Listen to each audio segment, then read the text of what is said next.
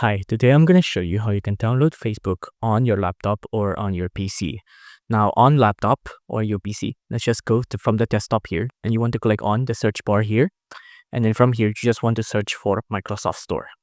Microsoft Store, so something like this.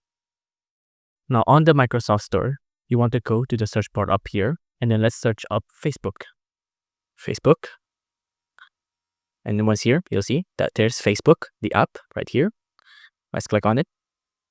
Let's click on Get. And then it'll install on our laptop and or PC. Let's just wait for it to load or install and download. Once it's installed, you'll see that the button will change to open. So let's just click on open.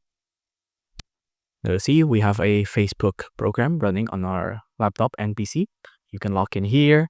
You can create a new account like this. It all works. This is basically just Facebook on your PC and or laptop. If you like this video, please consider liking and subscribing.